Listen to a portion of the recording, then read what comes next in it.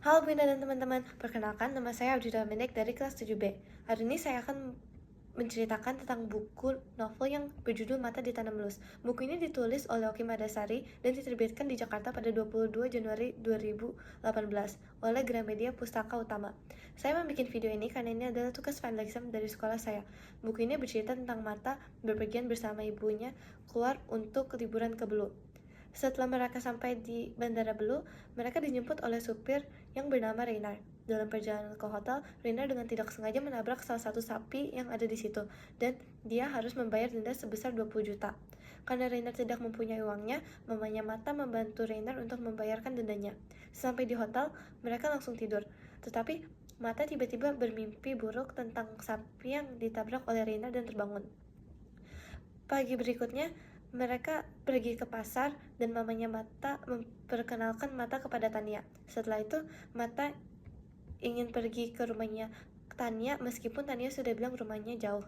Karena dalam perjalanan ke rumahnya Tania Mata terasa capek, mereka kembali lagi ke pasar. Tetapi dalam perjalanan balik ke pasar, Mata pingsan dan Tania langsung menginformasikan kepada orang tuanya bahwa Mata pingsan.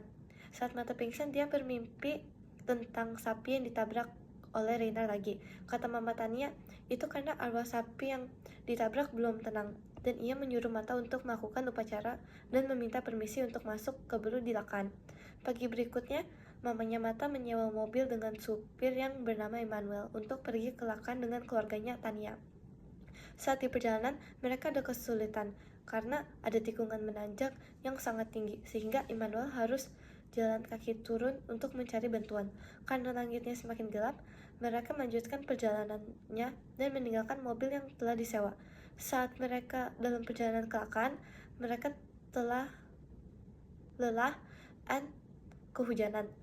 Saat mereka tiba di Lakan, ada kakek-kakek yang memimpin mereka untuk memasuki tempat upacaranya.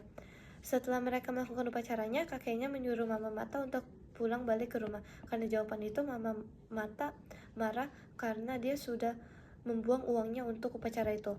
Dalam perjalanan balik, Mama Mata dan Mata tersesat dan mereka terpisah dengan keluarganya Tania. Karena waktu itu hujan deras dan gelap, mereka tertidur di gubuk.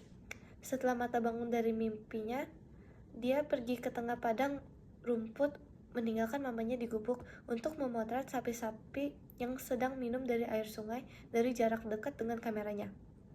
Setelah Mata sudah merasa cukup dengan memotretnya, dia sadar ada 6 laki-laki di hadapannya.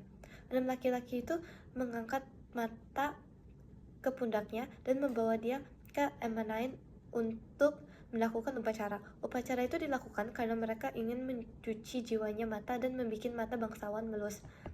Setelah beberapa hari di kampung, Mata sangat merindukan ibunya karena sudah lama tidak bertemu. Jadi, Mata memujuk Atok untuk pergi keluar dari kampung Melus untuk mencari ibunya Mata. Mereka melihat sebuah danau yang sangat luas dan mereka mencoba berenang sampai tepinya. Tetapi waktu mereka berenang, kaki mereka semakin berat dan terasa ditarik.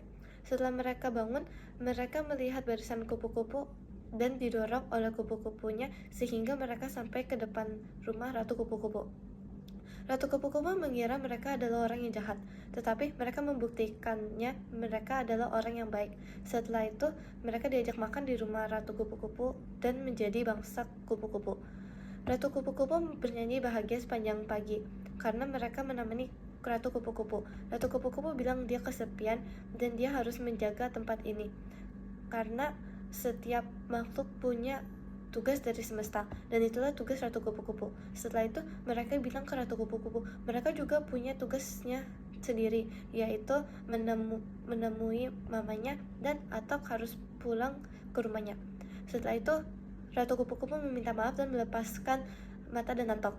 Ratu Kupu-Kupu membawa mereka ke pinggir sungai dan yang berarus deras dan menyuruh mereka untuk meloncat ke sungai.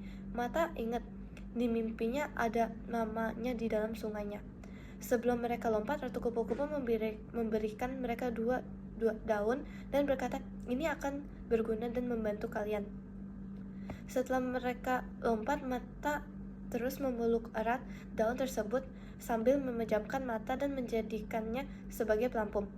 Mata terbangun dan badannya terasa kaku. Mata berteriak karena ada banyak buaya. Atok mulai bilang Beinai, yang berarti dewa buaya, pelindung melus. Setelah itu Mata melihat manusia buaya mendekati mereka. Manusia buaya itu mengizinkan mereka untuk pergi. Hari berikutnya Mata terbangun dan melihat pemandangan yang dia kenal. Tempat pertama kali Mata ketemu orang Melus. Mereka ingin balik ke kampung Melus untuk meminta izin kepada Emanain dan Maun Iso. Dalam perjalanan balik, mereka melihat api unggun. Di sekeliling api unggun itu ada mamanya Mata dan beberapa paman-paman. Mata dan mamanya Mata sangat senang karena mereka dapat bertemu lagi setelah 7 hari. Saat di perjalanan mereka berjalan-jalan terus, tetapi mereka tidak sampai-sampai. Jadi Mata bertanya kepada Atok, kapan kita akan sampai? Tetapi Atok bilang tidak bisa, karena kita sudah melanggar aturannya. Setelah itu hujan turun dan mereka mulai berdoa agar mereka semua diberikan keselamatan. Setelah hujan berhenti, mereka terjebak di pulau karena makanan mereka habis. Mereka membuat sampan dan pergi ke laut untuk menangkap ikan.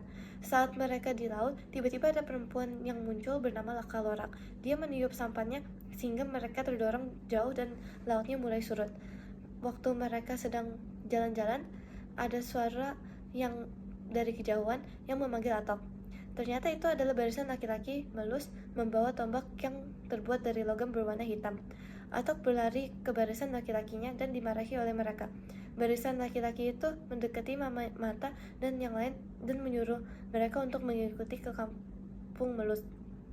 Saat mereka nyampe, Mama Atok menghampiri Mata dan memeluknya, terus dia mengomelkan Mata.